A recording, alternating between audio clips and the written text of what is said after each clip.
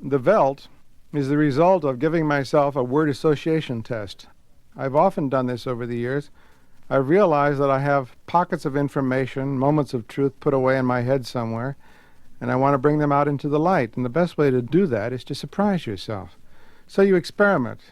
You just sit at the typewriter any morning and put down anything that comes into your head. Sometimes I make lists of things, lists of nouns, the night, the lake, the river, the attic, the basement. And then I say to myself, well, what do I know about those nouns? And I bring some people on that begin to talk about those nouns. So on one particular occasion about 24 years ago, I sat at the typewriter one morning and wrote the words the nursery. And then I began to type around and word associate around those two words. I thought to myself, well, the nursery, what would it be like in the future?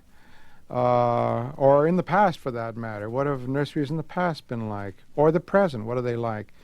And which are the most intriguing to me? And I thought, well, let's imagine, instead of the past or the present, a nursery in the future, and how it would be put together if you had enough money to really build a very fancy one.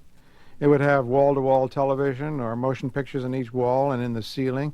You could stand in the middle of it and ask for anything, and it would then create an environment for you. You could ask for Oz and get Oz. You could ask for Wonderland and get Wonderland.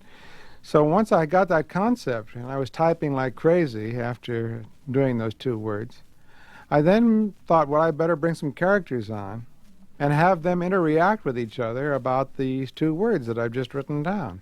So I made up a character named George and had him come into the kitchen and talk to his wife named Lydia.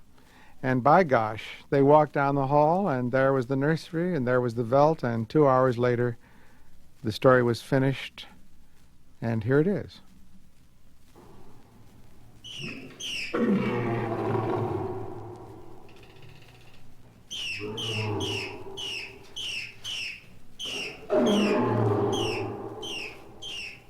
George, I wish you'd look at the nursery.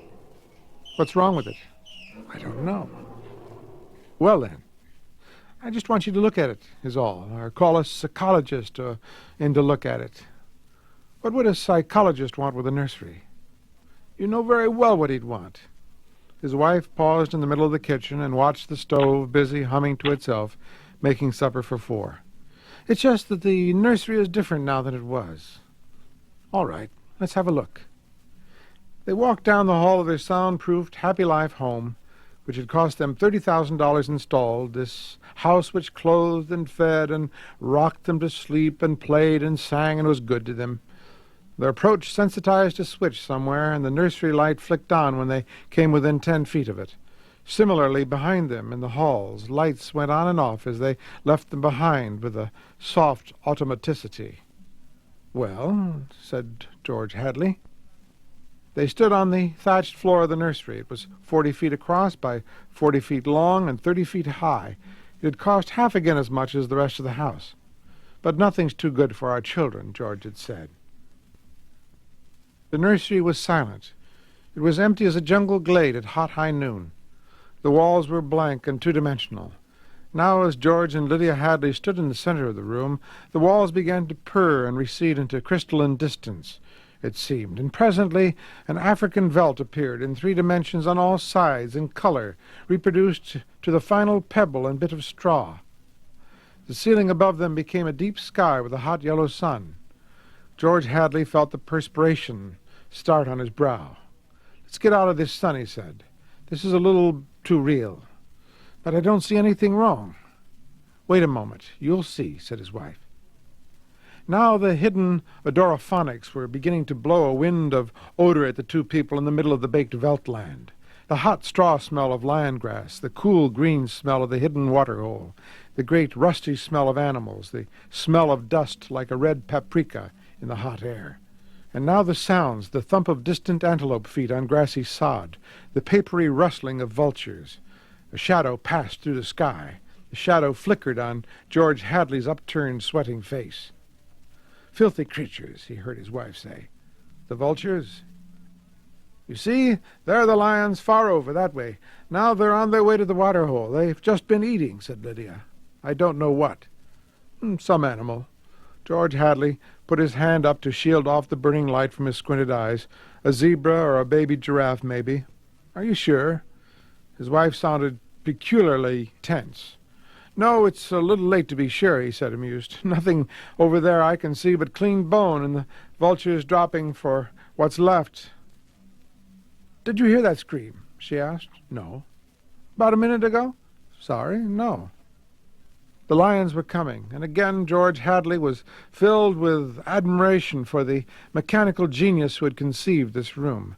A miracle of efficiency, selling for an absurdly low price.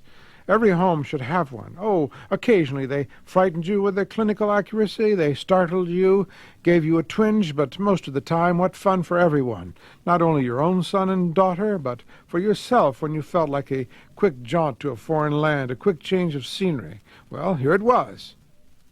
And here were the lions now, 15 feet away, so real, so feverishly and startlingly real, that you could feel the prickling fur on your hand, and your mouth was stuffed with the dusty upholstery smell of their heated pelts, and the yellow of them was in your eyes, like the yellow of an exquisite French tapestry, the yellows of lions in summer grass, and the sound of the matted lion lungs exhaling on the silent noontide, and the smell of meat from the panting, dripping mouths. The lions stood looking at George and Lydia Hadley with terrible green-yellow eyes. "Watch out!" screamed Lydia.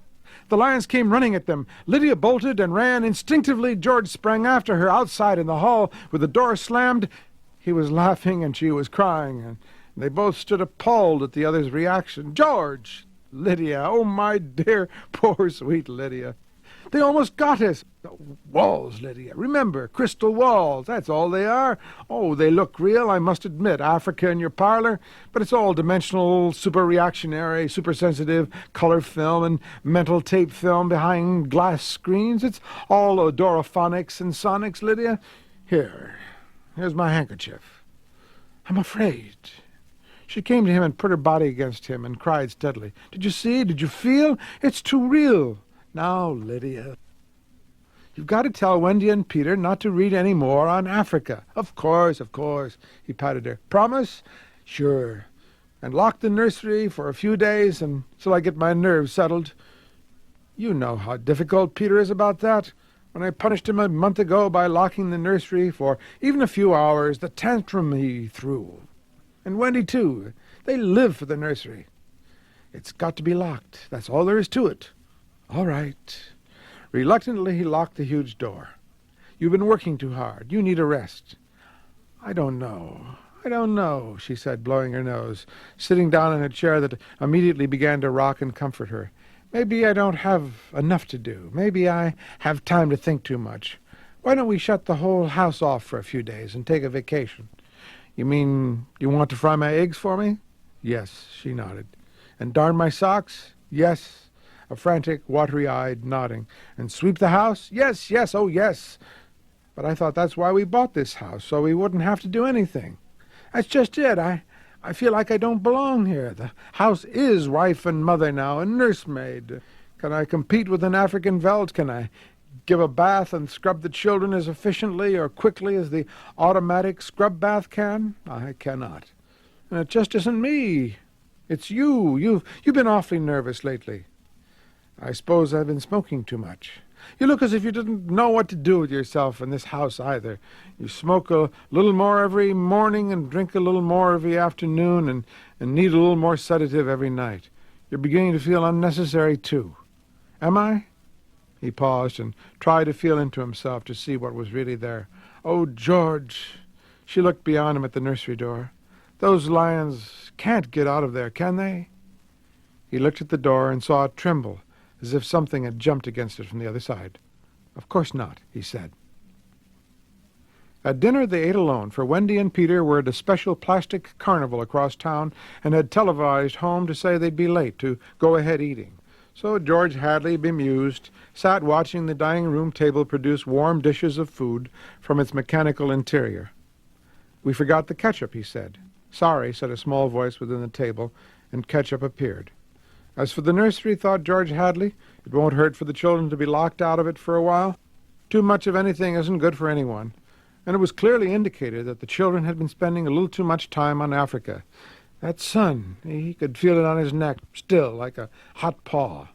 The lions, and the smell of blood. Remarkable how the nursery caught the telepathic emanations of the children's minds and created life to fill their every desire. The children thought lions, and there were lions. The children thought zebras, and there were zebras. Sun, sun. Giraffes, giraffes. Death and death. At last, he chewed tastelessly on the meat that the table had cut for him. Death thoughts, they were awfully young, Wendy and Peter, for death thoughts. Oh, no, you were never too young, really. Long before you knew what death was, you were wishing it on someone else. When you were 2 years old, you were shooting people with cap pistols.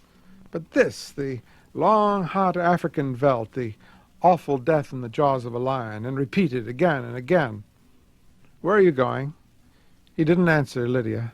Preoccupied, he let the lights glow softly on ahead of him, extinguish behind him as he padded to the nursery door. He listened against it. Far away, a lion roared. He unlocked the door and opened it. Just before he stepped inside, he heard a faraway scream, and then another roar from the lions, which subsided quickly. He stepped into Africa.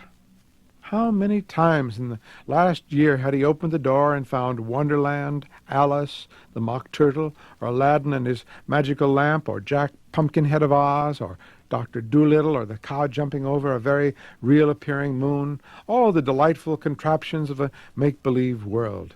How often had he seen Pegasus flying in the sky ceiling, or seen fountains of red fireworks, or heard angel voices singing. But now this yellow-hot Africa, this bake-oven with murder in the heat. Perhaps Lydia was right. Perhaps they needed a little vacation from the fantasy which was growing a bit too real for 10-year-old children. It was all right to exercise one's mind with gymnastic fantasies, but when the lively child mind settled on one pattern, it seemed that at a distance for the past month he had heard lions roaring and smelled their strong odor seeping as far away as his study door. But being busy, he had paid it no attention. George Hadley stood on the African grassland alone. The lions looked up from their feeding, watching him. The only flaw to the illusion was the open door, through which he could see his wife far down the dark hall like a framed picture, eating her dinner abstractedly. "Go away," he said to the lions. They did not go. He knew the principle of the room exactly. You sent out your thoughts. Whatever you thought would appear. "Let's have Aladdin and his lamp," he snapped. The Veldtland remained. The lions remained. "Come on, room. I demand Aladdin," he said.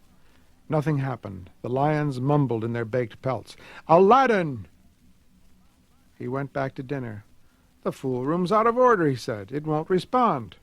Or what? "Or it can't respond," said Lydia, "because the children have thought about Africa and lions and killing so many days that the room's in a rut." Could be. Or Peter's set it to remain that way. Set it? He may have got into the machinery and fixed something. Peter doesn't know machinery. He's a wise one for 10. That IQ of his. Nevertheless. "Hello, Mum. Hello, Dad." The Hadleys turned. Wendy and Peter were coming in the front door, cheeks like peppermint candy, eyes like bright blue agate marbles, a smell of ozone on their jumpers from their trip in the helicopter. "You're just in time for supper," said both parents. "We're full of strawberry ice cream and hot dogs," said the children, holding hands, "but we'll sit and watch." "Yes, come tell us about the nursery," said George Hadley. The brother and sister blinked at him and then at each other. "Nursery? All about Africa and everything," said the father with false joviality. "I don't understand," said Peter. "Your mother and I were just traveling through Africa with rod and reel, Tom Swift and his electric lion," said George Hadley. "There's no Africa in the nursery," said Peter simply. "Oh, come now, Peter, we know better." "I don't remember any Africa," said Peter to Wendy. "Do you?" "No." "Run, see, and come tell." She obeyed. "Wendy, come back here," said George Hadley, but she was gone. The house lights followed her like a flock of fireflies. Too late he realized he had forgotten to lock the nursery door after his last inspection. "Wendy'll look and come tell us," said Peter. "She doesn't have to tell me. I've seen it." "I'm sure you're mistaken, Father." "I'm not, Peter. Come along now." But Wendy was back. "It's not Africa," she said breathlessly. "We'll see about this," said George Hadley, and they all walked down the hall together and opened the nursery door. There was a green, lovely forest, a lovely river, a purple mountain, high voices singing, and Rima, lovely and mysterious, lurking in the trees with colorful flights of butterflies like animated bouquets lingering in her long hair. The African Veldt land was gone, the lions were gone. Only Rima was here now, singing a song so beautiful that it brought tears to your eyes. George Hadley looked in at the changed scene. "Go to bed," he said to the children. They opened their mouths. "You heard me," he said. They went off to the air closet, where a wind sucked them like brown leaves up the flue to their slumber rooms. George Hadley walked through the singing glade and picked up something that lay in the corner near where the lions had been. He walked slowly back to his wife. "What is that?" she asked. "An old wallet of mine," he said. He showed it to her. The smell of hot grass was on it, and the smell of a lion. There were drops of saliva on it. It had been chewed, and there were blood smears on both sides. He closed the nursery door and locked it tight. In the middle of the night he was still awake, and he knew his wife was awake. "Do you think Wendy changed it?" she said at last in the dark room. "Of course. Made it from a veldt into a forest and put Rima there instead of lions?" "Yes." "Why?" "I don't know, but it's staying locked until I find out." "How did your wallet get there?" "I don't know anything," he said, "except that I'm beginning to be sorry we bought that room for the children. If children are neurotic at all, a room like that, it's supposed to help them work off their neurosis in a healthful way. I'm starting to wonder." He stared at the ceiling. "We've given the children everything they ever wanted. Is this our reward? Secrecy? Disobedience? Who was it said? Children are carpets. They should be stepped on occasionally. We've never lifted a hand. They're insufferable, let's admit it. They come and go when they like. They treat us as if we were offspring. They're spoiled, and we're spoiled. They've been acting funny ever since you forbade them to take the rocket to New York a few months ago. They're not old enough to do that alone, I explained. Nevertheless, I've noticed they've been decidedly cool toward us since. I think I'll have David McLean come tomorrow morning to have a look at Africa. But it's not Africa now. It's Green Mansion's country and Rima. I have a feeling it'll be Africa again before then." A moment later, they heard the screams. Two screams, two people screaming from downstairs, and then a roar of lions. "Wendy and Peter aren't in their room," said his wife. He lay in his bed with his beating heart. "No," he said, "they've broken into the nursery. Those screams, they sound familiar." "Do they?" "Yes, awfully. And although their beds tried very hard, the two adults couldn't be rocked to sleep for another hour. A smell of cats was in the night air." "Father?" said Peter. "Yes." Peter looked at his shoes. He never looked at his father any more, nor at his mother. "You aren't going to lock up the nursery for good, are you?" "That all depends." "On what?" snapped Peter. "On you and your sister, if you intersperse this Africa with a little variety, Sweden perhaps, or Denmark or China." "I thought we were free to play as we wished." "You are, within reasonable bounds." "What's wrong with Africa, Father?" "Oh, so now you admit you've been conjuring up Africa, do you?" "I wouldn't want the nursery locked up," said Peter coldly, "ever. Matter of fact, we're thinking of turning the whole house off for about a month. Live sort of a carefree, one-for-all existence." "That sounds dreadful. Would I have to tie my own shoes instead of letting the shoe tire do it, and brush my own teeth, and comb my hair, and give myself a bath? It would be fun for a change, don't you think?" "No, it would be horrid. I didn't like it when you took out the picture painter last month." "That's because I wanted you to learn to paint all by yourself, son." "I don't want to do anything but look and listen and smell. What else is there to do?" "All right. Go play in Africa. Will you shut off the house sometime soon?" "We're considering it." "I don't think you'd better consider it any more, Father." "I won't have any threats from my son." "Very well." And Peter strolled off to the nursery. "Am I on time?" said David McLean. "Breakfast?" asked George Hadley. "Thanks, had some. What's the trouble?" "David, you're a psychologist?" "I should hope so." "Well then, have a look at our nursery. You saw it a year ago when you dropped by. Did you notice anything peculiar about it then?" "Can't say I did. The usual violences, a tendency toward a slight paranoia here or there, usual in children because they feel persecuted by parents constantly, but, really nothing." They walked down the hall. "I locked the nursery up," explained the father, "and the children broke back into it during the night. I let them stay so they could form the patterns for you to see." There was a terrible screaming from the nursery. "There it is," said George Hadley. "See what you make of it." They walked in on the children without rapping. The screams had faded. The lions were feeding. "Run outside a moment, children," said George Hadley. "No, don't change the mental combination. Leave the walls as they are. Get." With the children gone, the two men stood studying the lions clustered at a distance, eating with great relish whatever it was they had caught.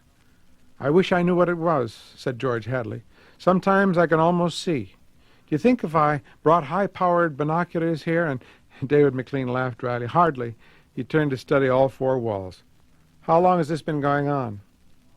"A little over a month." "It certainly doesn't feel good. I want facts, not feelings."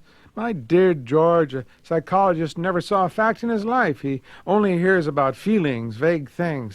This doesn't feel good, I tell you.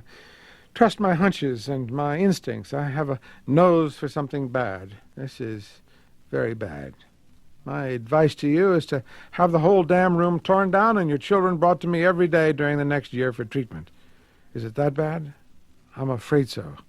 One of the original uses of these nurseries was so that we could study the patterns left on the walls by the child's mind, study at our leisure, and help the child. In this case, however, the room has become a channel toward destructive thoughts instead of a release away from them. Didn't you sense this before? I sensed only that you had spoiled your children more than most, and now you're letting them down in some way. What way? I wouldn't let them go to New York. What else? I've taken a few machines from the house and threatened them a month ago with closing up the nursery unless they did their homework. I did close it for a few days to show I meant business. Uh-huh. Does that mean anything? Everything. Where before they had a Santa Claus, now they have a Scrooge. Children prefer Santas. You've let this room and this house replace you and your wife and your children's affections. And this room is their mother and father, far more important in their lives than their real parents. And now you come along and want to shut it off. No wonder there's hatred here. You can feel it coming out of the sky. Feel that sun, George. You'll have to change your life. Like too many others, you've built it around creature comforts. Why, you'd starve tomorrow if something went wrong in your kitchen. You wouldn't know how to tap an egg. Nevertheless, turn everything off. Start new. It'll take time, but we'll make good children out of bad in a year. Wait and see. But won't the shock be too much for the children, shutting the room up abruptly for good? I don't want them going any deeper into this, that's all. The lions were finished with their red feast. The lions were standing on the edge of the clearing, watching the two men. "Now I'm feeling persecuted," said McLean. "Let's get out of here. I never have cared for these damned rooms. Make me nervous." "The lions look real, don't they?" said George Hadley. "I don't suppose there's any way—" "What? That they could become real?" "Not that I know. Some flaw in the machinery, tampering or something?" "No." They went to the door. "I don't imagine the room will like being turned off," said the father. "Nothing ever likes to die, even a room. I wonder if it hates me for wanting to switch it off." "Paranoia is thick around here today," said David McLean. "You can follow it like a spoor. Hello." He bent and picked up a bloody scarf. "This yours?" "No." George Hadley's face was rigid. "It belongs to Lydia." They went to the fuse box together and threw the switch that killed the nursery. The two children were in hysterics. They screamed and pranced and threw things. They yelled and sobbed and swore and jumped at the furniture. "You can't do that to the nursery, you can't!" "Now, children." The children flung themselves onto a couch, weeping. "George," said Lydia Hadley, "turn on the nursery just for a few moments. You can't be so abrupt. No, you can't be so cruel. Lydia, it's off and it stays off. And the whole damn house dies as of here and now. The more I see of the mess we've put ourselves in, the more it sickens me. We've been contemplating our mechanical, electronic navels for too long. My God, how we need a breath of honest air." And he marched about the house, turning off the voice clocks, the stoves, the heaters, the shoe shiners, the shoelacers, the body scrubbers and swabbers and massagers, and every other machine he could put his hand to. The house was full of dead bodies, it seemed. It felt like a mechanical cemetery, so silent. None of the humming, hidden energy of machines waiting to function at the tap of a button. Don't let them do it, wailed Peter at the ceiling, as if he was talking to the house, the nursery. Don't let Father kill everything. He turned to his father. Oh, I hate you. Insults won't get you anywhere. I wish you were dead. We were, for a long while. Now we're going to really start living. Instead of being handled and massaged, we're going to live. Wendy was still crying, and Peter joined her again. Just a moment, just one moment, just another moment of nursery, they wailed. Oh, George, said the wife, it can't hurt. All right, if they'll only just shut up 1 minute, mind you, and then off forever. Daddy, Daddy, Daddy, sang the children, smiling with wet faces. And then we're going on a vacation. David McLean is coming back in half an hour to help us move out and get to the airport. I'm going to dress. You turn the nursery on for a minute, Lydia, just a minute, mind you. And the three of them went babbling off while he let himself be vacuumed upstairs through the air flue and set about dressing himself. A minute later, Lydia appeared. I'll be glad when we get away, she sighed. Did you leave them in the nursery? I wanted to dress, too. Oh, that horrid Africa. What can they see in it? Well, in 5 minutes we'll be on our way to Iowa. Lord, how did we ever get in this house? What prompted us to buy a nightmare? Pride, money, foolishness. I think we'd better get downstairs before those kids get engrossed with those damn beasts again. Just then they heard the children calling, Daddy, Mommy, come quick, quick! They went downstairs in the air flue and ran down the hall. The children were nowhere in sight. Wendy! Peter! They ran into the nursery. The Veldt land was empty save for the lions waiting, looking at them. Peter! Wendy! The door slammed. Wendy! Peter! George Hadley and his wife whirled and ran back to the door. Open the door! Cried George Hadley, trying the knob. Why, they've locked it from the outside. Peter! He beat at the door. Open up! He heard Peter's voice outside against the door. Don't let them switch off the nursery and the house, he was saying. Mr. and Mrs. George Hadley beat at the door. Now, don't be ridiculous, children. It's time to go. Mr. McLean will be here in a minute, and then they heard the sounds. The lions on three sides of them in the yellow veldt grass, padding through the dry straw, rumbling and roaring in their throats. The lions.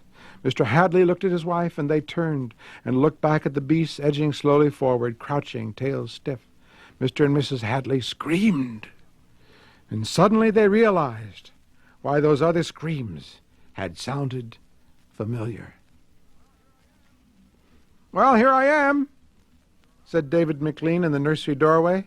Oh, hello. He stared at the two children seated in the center of the open glade, eating a little picnic lunch. Beyond them was the water hole and the yellow veldt land. Above was the hot sun. He began to perspire. Where are your father and mother? The children looked up and smiled. Oh, they'll be here directly. Good. We must get going. At a distance, Mr. McLean saw the lions fighting and clawing, and then quieting down to feed in silence under the shady trees. He squinted at the lions with his hand up to his eyes. Now the lions were done feeding. They moved to the water hole to drink.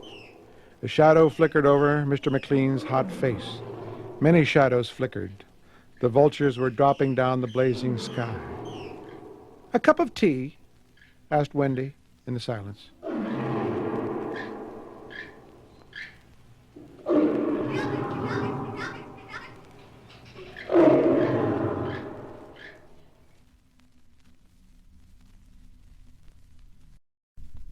The roots of a story like The Crowd go back to a period roughly around the time I was 15 years old and had been living in Los Angeles roughly about a year. I was over at a friend's house one night down around an industrial section of Los Angeles, right across the street from a graveyard. The graveyard extended for, 3 or 4 blocks. It was a very large one. And around about 10 o'clock at night, we heard this fantastic crash in the street, about 100 yards away. And we dashed out of the house and ran down the street and arrived at this accident. A car had hit a traffic button in the middle of the street and careened off and hit a telephone pole. And there were 8 people in the car. The car was totally demolished. I've never seen a car so completely crushed. 2 of the people were already dead, and 2 of them died after I got there, and 2 more died later, and the last 2, I think, the next day. Well, I'd never seen an accident, anything like this ever in my life. I'd never seen anyone killed on the street. And it was too horrible for me to even try to describe. And I went home that night stunned, hanging onto walls, and fences and bushes, anything I could touch and hold, because I was just drunk with the horror of the whole thing. And I suppose that accident caused me to have a fear of cars, because I've never learned to drive ever in my life since that time. And about 5 years later, I remembered something about that accident that had struck me as very strange at the time. That was a totally empty boulevard at 10 o'clock in the evening, with a graveyard on one side and industrial buildings on the other, no people around anywhere, and yet within a few seconds after the crash, there was a huge crowd there. Where they all came from, I'll never know. I suppose out of neighborhood houses, but in looking back later, I thought, that's true of a lot of accidents, and you get to thinking about crowds, don't you? Where do they come from? Who are they? What is this all about? So with that as a genesis for a story, I sat down one day when I was about 23 years old and typed the words "the crowd" on a piece of paper, and then went in to investigate to find out what I had hidden about crowds in the back of my skull.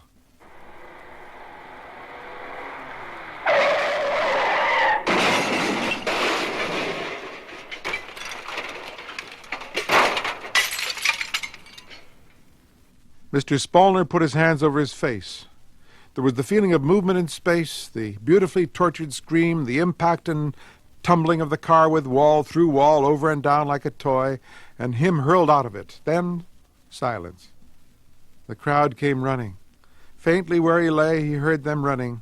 He could tell their ages and their sizes by the sound of their numerous feet over the summer grass and on the lined pavement and over the asphalt street, and picking through the cluttered bricks to where his car hung half into the night sky, still spinning its wheels with a senseless centrifuge. Where the crowd came from he didn't know.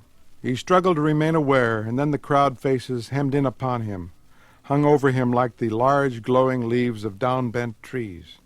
They were a ring of shifting, compressing, changing faces over him, looking down, reading the time of his life or death by his face, making his face into a moon dial, where the moon cast a shadow from his nose out upon his cheek to tell the time of breathing or not breathing any more ever. How swiftly a crowd comes, he thought, like the iris of an eye compressing in out of nowhere. A siren. A police voice, movement. Blood trickled from his lips, and he was being moved into an ambulance. Someone said, "Is he dead?" And someone else said, "No, he's not dead." And a third person said, "He won't die. He's not going to die." And he saw the faces of the crowd beyond him in the night, and he knew by their expressions that he wouldn't die. And that was strange. He saw a man's face, thin, bright, pale. The man swallowed and bit his lips, very sick. There was a small woman, too, with red hair, and too much red on her cheeks and lips. And a little boy with a freckled face. Other faces, an old man with a wrinkled upper lip, an old woman with a mole upon her chin. They had all come from where?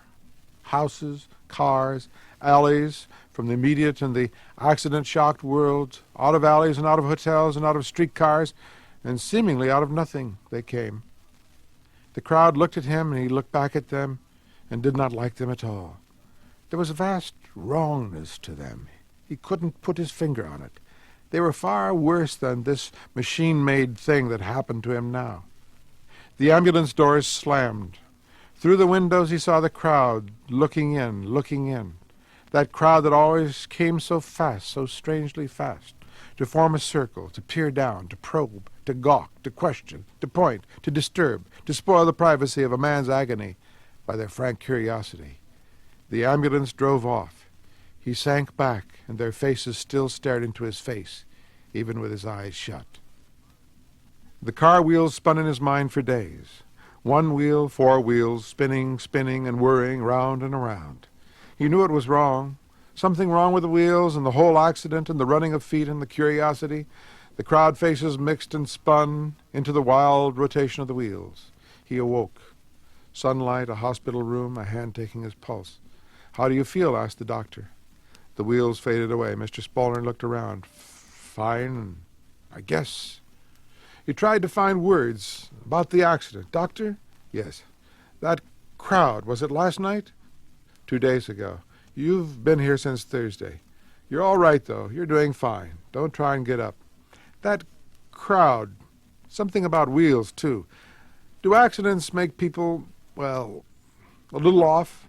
Temporarily, sometimes. He lay staring up at the doctor. Does it hurt your time sense? Panic sometimes does. Makes a minute seem like an hour, or maybe an hour seem like a minute? Yes. Let me tell you then. He felt the bed under him, the sunlight on his face. You'll think I'm crazy. I was driving too fast, I know. I'm sorry now. I jumped the curb and hit that wall. I was hurt and numb, I know, but I still remember things. Mostly the crowd. He waited a moment and then decided to go on, for he suddenly knew what it was that bothered him. That crowd got there too quickly. 30 seconds after the smash, they were all standing over me and staring at me. It's not right they should run that fast, so late at night. You only think it was 30 seconds, said the doctor. It was probably 3 or 4 minutes. Your senses. Yeah, I know, my senses, the accident, but I was conscious. I remember one thing that puts it all together and makes it funny. God, so damn funny. The wheels of my car upside down. The wheels were still spinning when the crowd got there. The doctor smiled. The man in bed went on. I'm positive. The wheels were spinning, and spinning fast, the front wheels. Wheels don't spin very long. Friction cuts them down. And these were really spinning. You're confused, said the doctor. I'm not confused. That street was empty. Not a soul in sight. And then the accident, and the wheels still spinning, and all those faces over me, quick, in no time. And the way they looked down at me, I knew I wouldn't die. Simple shock, said the doctor, walking away into the sunlight. They released him from the hospital 2 weeks later. He rode home in a taxi. People had come to visit him during his 2 weeks on his back, and to all of them he told his story, the accident, the spinning wheels, the crowd. They'd all laughed with him concerning it and passed it off. He leaned forward and tapped on the taxi window. What's wrong? The cabbie looked back. Sorry, boss. This is one hell of a town to drive in. Got an accident up ahead. Want me to detour? Yes. No, wait. Go ahead. Let's take a look. The cab moved forward, honking. Funny damn thing, said the cabbie. Hey, you! Get that flea trap out of the way! Quieter. Funny thing. More damn people. Nosy people. Mr. Spallner looked down and watched his fingers tremble on his knee. You notice that, too? Sure, said the cabbie. All the time. There's always a crowd. You'd think it was their own mother got killed. They come running awfully fast, said the man in the back of the cab. Same way with a fire or an explosion. Nobody around. Boom! Lots of people around. I don't know.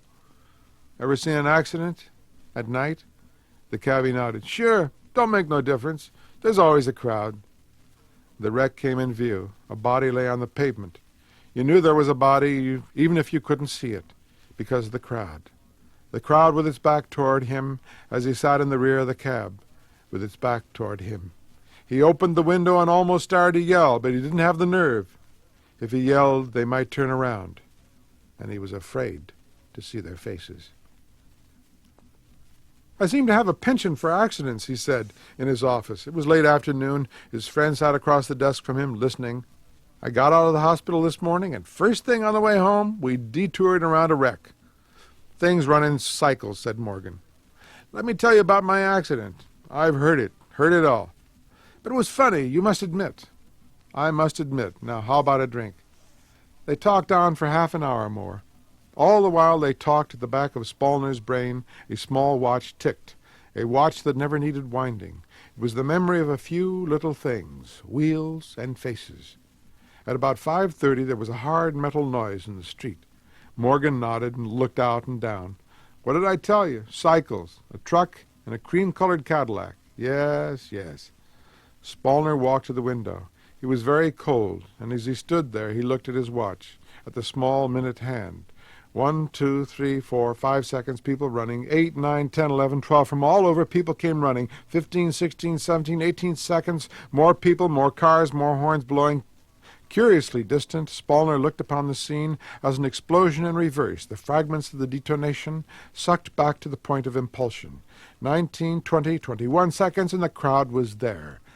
Spallner made a gesture down at them, wordless. The crowd had gathered so fast. He saw a woman's body a moment before the crowd swallowed it up. Morgan said, "You look lousy. Here, finish your drink." "I'm all right. I'm all right. Let me alone. I'm all right." "Can you see those people? Can you see any of them? I wish we could see them closer." Morgan cried out, "Where in hell are you going?" Spallner was out the door, Morgan after him, and down the stairs as rapidly as possible. "Come along, and hurry. Take it easy. You're not a well man." They walked out on the street. Spallner pushed his way forward. He thought he saw a red-haired woman with too much red color on her cheeks and lips. "There," he turned wildly to Morgan. "Did you see her?" "See who? Damn it, she's gone." The crowd closed in. The crowd was all around, breathing and looking and shuffling, and mixing and mumbling and getting in the way when he tried to shove through. Evidently the red-haired woman had seen him coming and run off. He saw another familiar face, a little freckled boy. But there are many freckled boys in the world, and anyway it was no use. Before Spallner reached him, this little boy ran away and vanished among the people. "Is she dead?" a voice asked. "Is she dead?" "She's dying," someone else replied. "She'll be dead before the ambulance arrives. They shouldn't have moved her. They shouldn't have moved her." All the crowd faces, familiar yet unfamiliar, bending over, looking down, looking down. "Hey, mister, stop pushing. Who you shoving, buddy?" Spallner came back out, and Morgan caught hold of him before he fell. "You damn fool, you're still sick. Why in hell did you have to come down here?" Morgan demanded. "I don't know. I really don't. They moved her, Morgan. Someone moved her. You should never move a traffic victim. It kills them. It kills them." "Yeah, that's the way with people, the idiots." Spallner arranged the newspaper clippings carefully. Morgan looked at them. "What's the idea? Ever since your accident, you think every traffic scramble is part of you. What are these?" "Clippings of motor car crack-ups and photos. Look at them." "Not at the cars," said Spallner, "but at the crowds around the cars." He pointed. "Here, compare this photo of a wreck in the Wilshire district with one in Westwood. No resemblance. But now, take this Westwood picture and align it with one taken in the Westwood district 10 years ago. Again he motioned. "This woman is in both pictures." Coincidence. The woman happened to be there once in 1936, again in 1946. A coincidence once? Maybe. But 12 times over a period of 10 years, when the accidents occurred as much as 3 miles from one another? No. Here, he dealt out a dozen photographs. She's in all of these. Maybe she's perverted. She's more than that. How does she happen to be there so quickly after each accident? And why does she wear the same clothes in pictures taken over a period of a decade? I'll be damned. So she does. And last of all, why was she standing over me the night of my accident 2 weeks ago?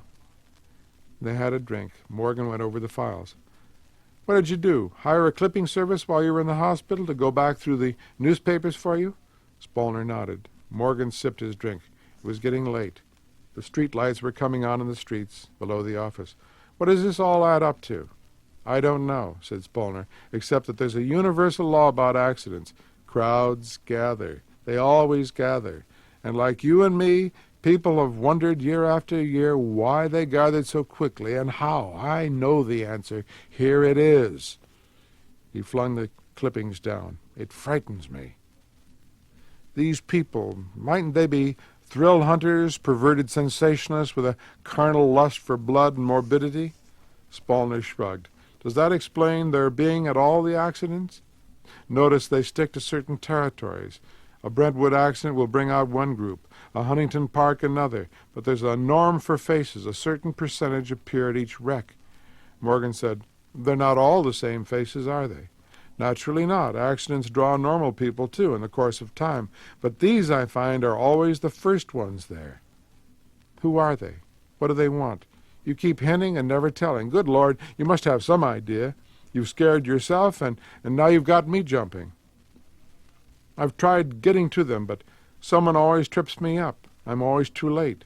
They slip into the crowd and vanish. The crowd seems to offer protection to some of its members. They see me coming. Sounds like some sort of clique. They have one thing in common. They always show up together. At a fire or an explosion or on the sidelines of a war, at any public demonstration of this thing called death. Vultures, hyenas, or saints. I don't know which they are. I just don't know. But I'm going to the police with it this evening. It's gone on long enough. One of them shifted that woman's body today. They shouldn't have touched her. It killed her. He placed the clippings in a briefcase. Morgan got up and slipped into his coat. Spallner clicked the briefcase shut. Or, I just happened to think, what? Maybe they wanted her dead. Why? Who knows? Come along? Sorry, it's late. See you tomorrow. Luck. They went out together. Give my regards to the cops. Think they'll believe you? Oh, they'll believe me all right. Good night. Spallner took it slow driving downtown. I want to get there, he told himself, alive. He was rather shocked but not surprised somehow when the truck came rolling out of an alley straight at him. He was just congratulating himself on his keen sense of observation and talking out what he would say to the police in his mind when the truck smashed into his car. It wasn't really his car. That was the disheartening thing about it. In a preoccupied mood, he was tossed first this way and then that, while he thought, what a shame. Morgan has gone and lent his extra car for a few days until my other car is fixed, and now here I go again. The windshield hammered back into his face. He was forced back and forth in several lightning jerks. Then all motion stopped and all noise stopped, and only pain filled him up. He heard their feet running and running and running. He fumbled with the car door. It clicked. He fell out upon the pavement drunkenly and lay, ear to the asphalt, listening to them coming. It was like a great rainstorm with many drops, heavy and light and medium, touching the earth. He waited a few seconds and listened to their coming and their arrival. Then weakly, expectantly, he rolled his head up and looked. The crowd was there. He could smell their breaths, the mingled odors of many people sucking and sucking on the air a man needs to live by. They crowded and jostled and sucked all the air up from around his gasping face until he tried to tell them to move back. They were making him live in a vacuum. His head was bleeding very badly. He tried to move, and he realized something was wrong with his spine. He hadn't felt much at the impact, but his spine was hurt. He didn't dare move. He couldn't speak. Opening his mouth, nothing came out but a gagging. Someone said, "Give me a hand. We'll roll him over and lift him into a more comfortable position." Spallner's brain burst apart. "No, don't move me!" "We'll move him," said the voice casually. "You idiots, you'll kill me, don't!" But he could not say any of this out loud. He could only think it. Hands took hold of him. They started to lift him. He cried out and nausea choked him up. They straightened him out into a ramrod of agony. 2 men did it. One of them was very thin, bright, pale, alert, a young man. The other man was very old and had a wrinkled upper lip. He had seen their faces before. A familiar voice said, Is he dead?" Another voice, a memorable voice, responded, "No, not yet, but he will be dead before the ambulance arrives." It was all a very silly, mad plot, like every accident. He squealed hysterically at the solid wall of faces. They were all around him, these judges and jurors with the faces he had seen before. Through his pain he counted their faces. The freckled boy, the old man with a wrinkled upper lip, the red-haired, red-cheeked woman, an old woman with a mole on her chin. "I know what you're here for," he thought. "You're here just as you're at all accidents, to make certain the right ones live and the right ones die. That's why you lifted me. You knew it would kill. You knew I'd live if you left me alone. And that's the way it's been since time began, when crowds gather. You murder much easier this way. Your alibi is very simple. You didn't know it was dangerous to move a hurt man. You didn't mean to hurt him." He looked at them above him, and he was curious as a man under deep water looking up at people on a bridge. "Who are you? Where do you come from? And how do you get here so soon? You're the crowd that's always in the way, using up good air that a dying man's lungs are in need of, using up space he should be using to lie in alone, tramping on people to make sure they die. That's you. I know all of you." It was like a polite monologue. They said nothing. Faces, the old man, the red-haired woman. Someone picked up his briefcase. "Whose is this?" they asked. "It's mine! It's evidence against all of you!" Eyes inverted over him, shiny eyes under tousled hair or under hats, faces, somewhere a siren. The ambulance was coming. But looking at the faces, the construction, the cast, the form of the faces, Spallner saw that it was too late. He read it in their faces. They knew. He tried to speak. A little bit got out. It looks like I'll be joining up with you. I guess I'll be a member of your group now. He closed his eyes then and waited for the coroner.